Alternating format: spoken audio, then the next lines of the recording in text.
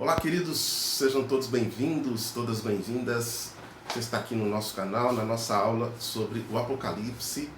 E hoje nós vamos tratar aqui de um texto polêmico, de um texto complexo, que é Apocalipse capítulo 11, o texto que trata da questão das duas testemunhas.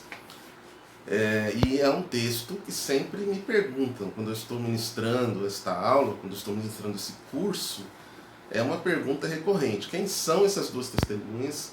Qual é o ambiente em que elas profetizam?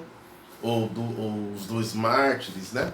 E qual o sentido deste texto estar no Apocalipse? Então vamos lá? Vamos fazer a leitura de Apocalipse capítulo 11 para a gente poder contextualizar aqui o nosso texto. Foi-me dado um caniço semelhante a uma vara. Aqui é aquela ideia de medição, né? A vara da medição. E também me foi dito, dispõe-te e mede o santuário de Deus, o seu altar e os que nele adoram. Interessante que a intenção grega aqui de medir é a intenção de conhecer. Conhece. Então a medição do templo, na verdade, é conhecer aqueles que estavam adorando a Deus no santuário. Então essa é a intenção aqui do contexto interno do texto.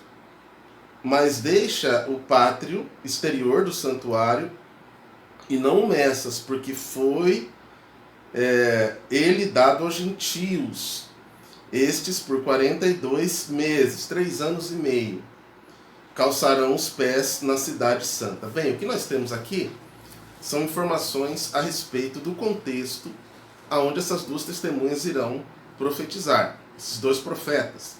Então, óbvio, Apocalipse escrito no ano 90, como nós já vimos. A destruição de Jerusalém, a invasão de Jerusalém por Antíoco Epifânio aconteceu no ano 70. Então, obviamente, o templo e a cidade aqui já tinham sido invadidas e destruídas. Antíoco Epifânio passou exatamente 3 anos e meio invadindo Jerusalém, até invadi-la e tomá-la por completo. Então o que o texto está fazendo é uma alusão ao evento de Antíoco Epifânio, a invasão de Jerusalém, quando os zelotes tentaram impedir a entrada, a invasão de Antíoco Epifânio, mas durante 3 anos e meio houve um período de grande terror e os judeus suportando, mas finalmente Antíoco Epifânio invadiu Jerusalém.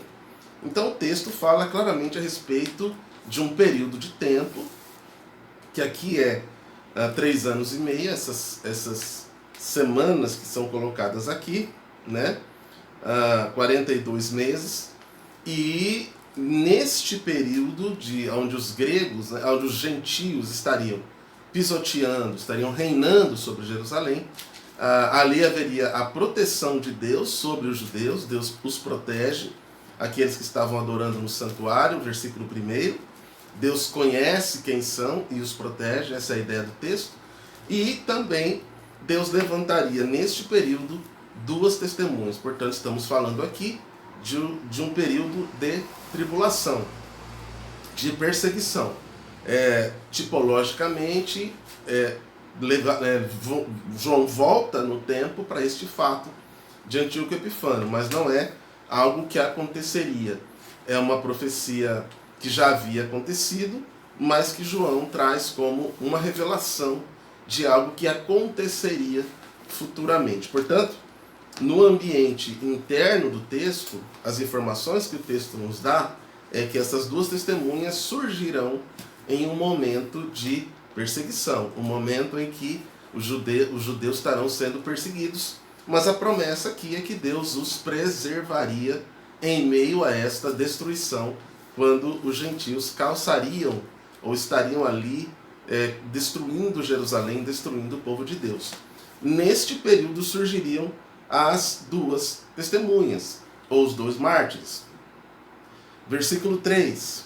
Depois as minhas duas testemunhas,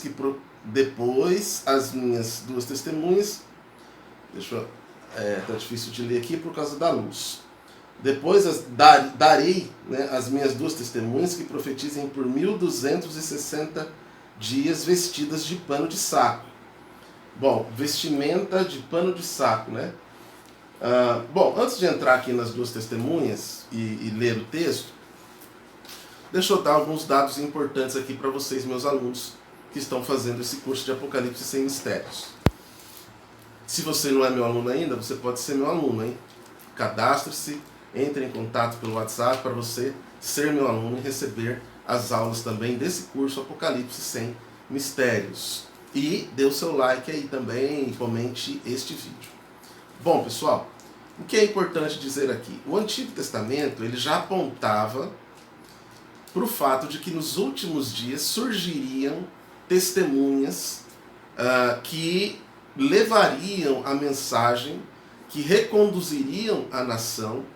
Portanto, Deus enviaria a sua profecia de forma especial nos últimos dias.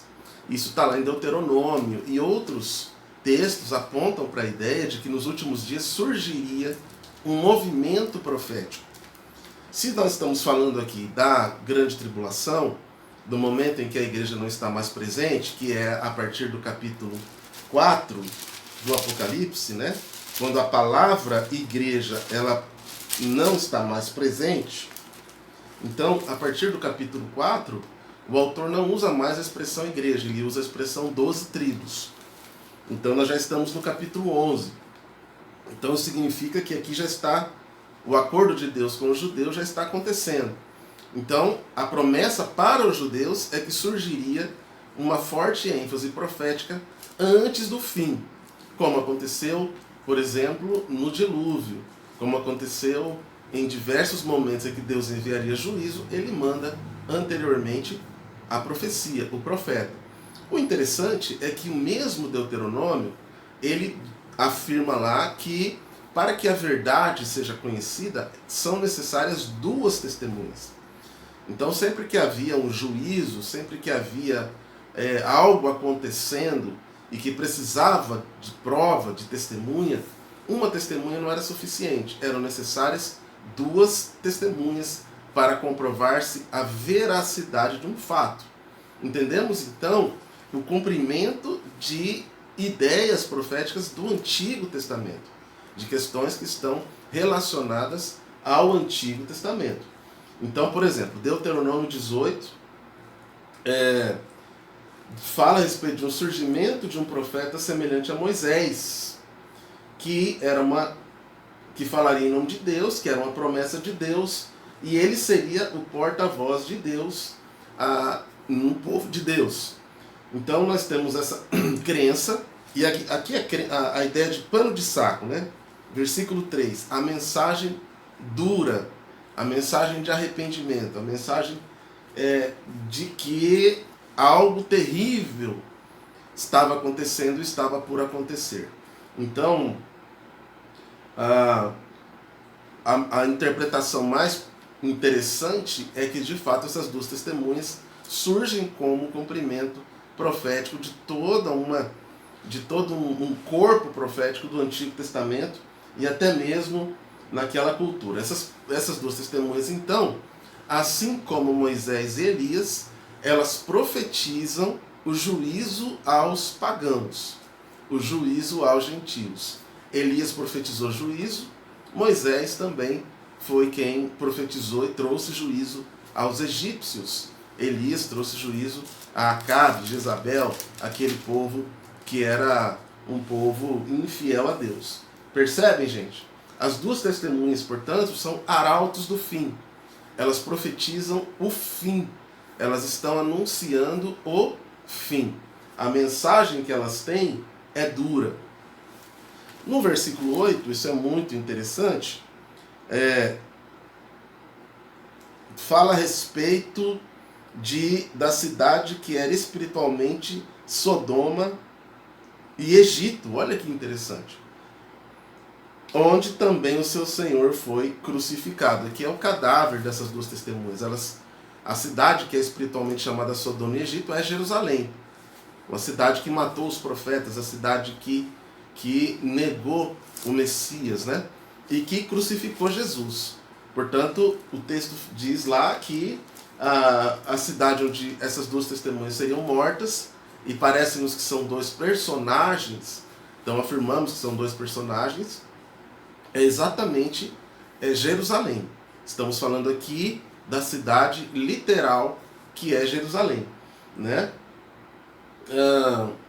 E é muito interessante porque eles não seriam sepultados, eles seriam colocados na praça, e ali então era costume, né, dos romanos, costume dos povos bárbaros, não só matar de forma humilhante, mas deixar o corpo exposto. Eram chamados insepultos, era uma forma de humilhar também aqueles que estavam próximos, humilhar os seguidores, humilhar os discípulos. Portanto, essas duas testemunhas elas seriam mortas, e depois de profetizarem no período que Deus determinou, e o corpo seria exposto na praça a fim de que elas fossem declaradas malditas. Seriam as pessoas insepultas. Então é a cidade perversa, né? A cidade que mata o Messias e os seus profetas, a cidade que destrói as duas testemunhas, os dois arautos do fim. A cidade está tomada, ela está destruída, e há aqui duas testemunhas profetizando o fim e o juízo de Deus que viria sobre os ímpios. Este, gente, é uma análise importantíssima do contexto interno e externo do texto. Como falamos, Jerusalém, nesse momento em que João escreve, já está destruída. Este fato já aconteceu. Mas João se apropria de um fato passado para afirmar, para dizer algo que iria acontecer, que seria o surgimento desses dois personagens, desses dois arautos do fim, chamados de duas testemunhas ou dois mártires. Na próxima aula, nós vamos entrar no texto. Nós vamos, de fato, entrar no que o texto diz e o que podemos afirmar historicamente sobre quem são esses dois personagens, qual seria a sua historicidade, quem as linhas, os estudiosos afirmam ser essas duas testemunhas. Então, se você está interessado em conhecer quem são as duas testemunhas, não perca a próxima aula. Nós vamos tratar exatamente agora, não só o ambiente e o contexto em que elas estão, mas de fato quem são essas duas testemunhas. Não deixe aí de dar o seu like, de comentar e de compartilhar este vídeo com pessoas que tenham interesse em conhecer mais profundamente o texto do Apocalipse. E se você não é meu aluno, entre em contato para ser meu aluno. E aí você vai receber todo o curso Apocalipse Sem Mistérios. Um forte abraço, até a próxima aula.